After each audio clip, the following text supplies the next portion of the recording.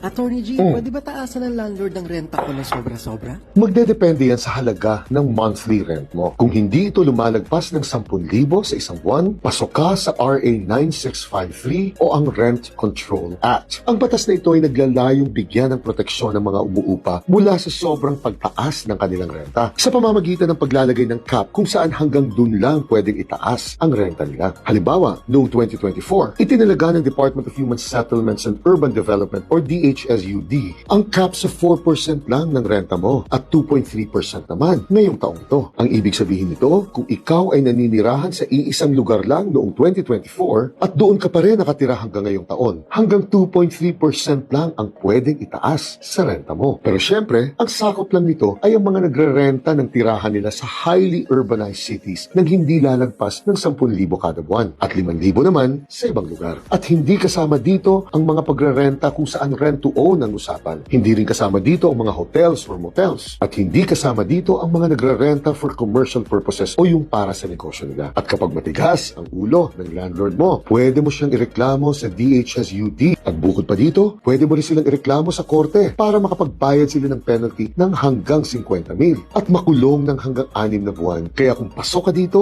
mag-compute ka na para siguradong patas ang binabayaran mong renta. Genial!